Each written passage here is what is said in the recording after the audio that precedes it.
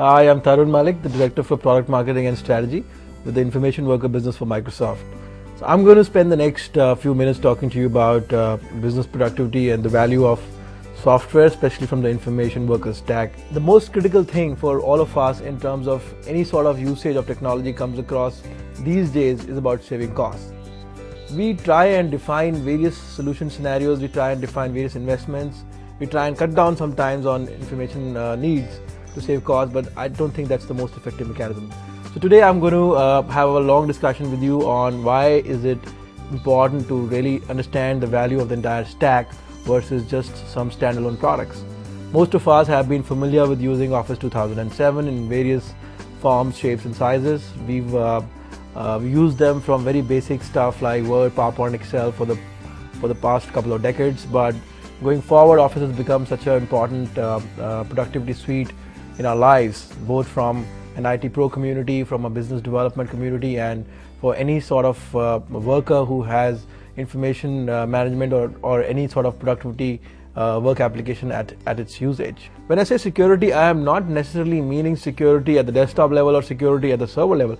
I'm looking at all-up security, right from the time an IT professional logs into his PC versus a data administrator looking down at data filtering sitting on the servers. One of the things that I wanted to mention is the use of Office Professional Plus.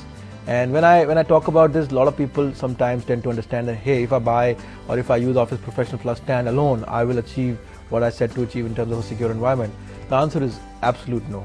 We are looking at using the entire stack. We should look at driving IRM usage with Windows Server, with our server stack in terms of security, with our Office Professional Plus, and see how the business benefit comes up in terms of business usages. For example, in a banking scenario versus an ITES scenario, the usage is very different.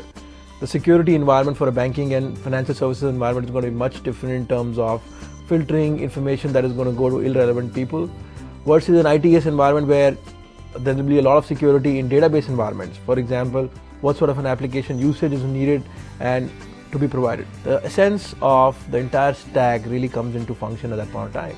Having said this, another aspect that comes to my mind is driving down the costs or saving costs. Now again, when I start talking about standalone applications like Office Professional Plus or Office Enterprise or things like SharePoint and Groove, it comes to mind that I try and use them in a single user environment or in a standalone position.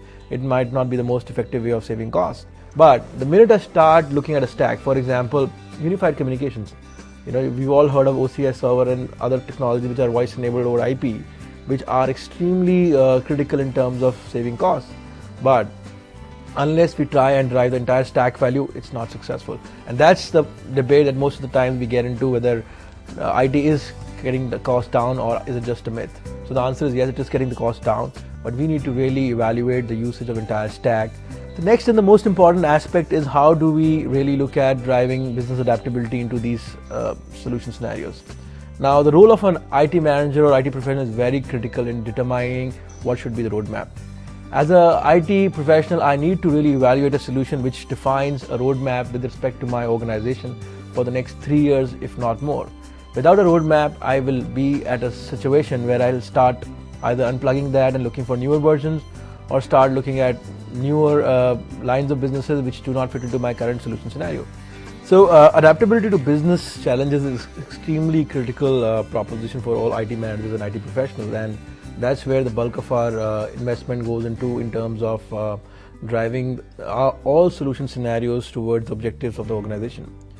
I would say the important aspect that really comes out as a residual out of this whole action is reducing risk. Now reducing risk could be into various environments. It's not about just having security, doing more with less, saving costs. Reducing risk would be to look at a product roadmap.